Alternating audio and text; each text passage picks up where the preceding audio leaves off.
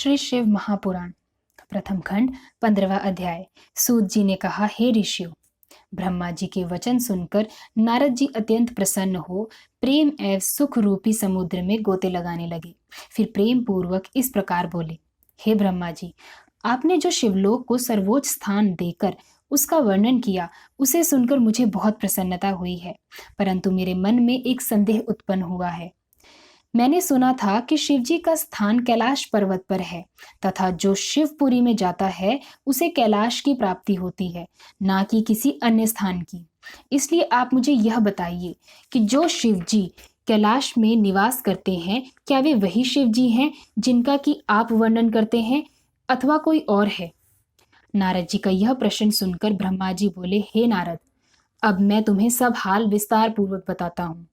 जो पर ब्रह्मा सगुण रूप शंकर हैं और उनकी इच्छा से शक्ति द्वारा शिवानी हुई, वे ही ब्रह्मा शिव अपनी शक्ति द्वारा संसार की सृष्टि करते हैं।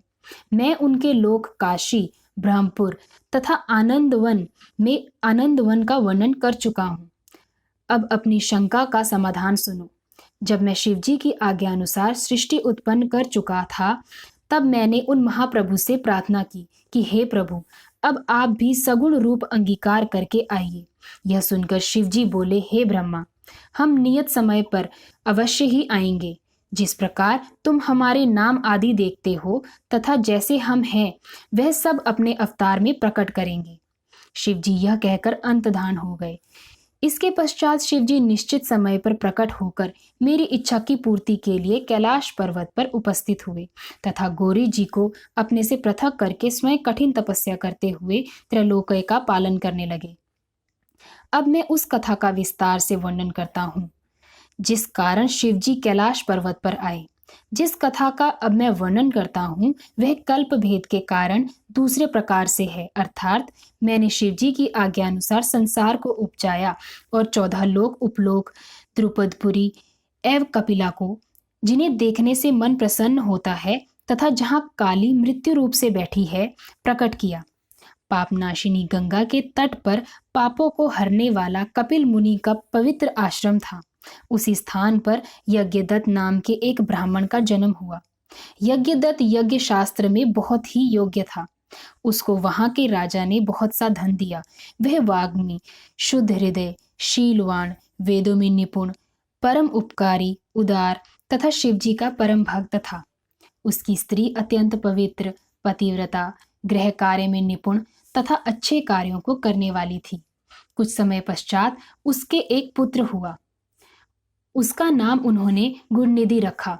गुणनिधि ने थोड़े ही दिन में अनेक विद्याएं सीख ली, परंतु कुछ दिन के पश्चात वह कुल की रीति छोड़कर बुरी रीति पर चलने लगा। उसने बुरे मनुष्य की संगति की।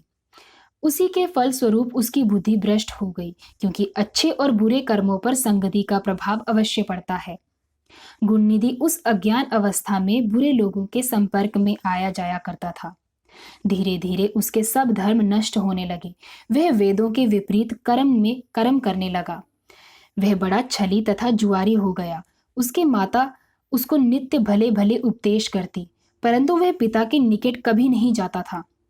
जिस समय उसकी माता गृह कार्य में संलग्न रहती थी, वह घर की चीजें चुरा ले जाता था। एक बार उसके पिता ने पूछा कि गुणनिधि कहाँ है। तब माता ने उत्तर दिया कि वह स्नान, पूजन तथा भोजन आदि से निवृत्त होकर अपने मित्र विद्यार्थियों के साथ पाठशाला चला गया है। इस प्रकार उसकी माता ने उसके पिता से उसके अवगुण को छुपाया। ऐसी ही कथाओं को सुनने के लिए श्री शिव महापुराण चैनल को सब्सक्राइब करें और वीडियोस को लाइक और शेयर करें। Thank you.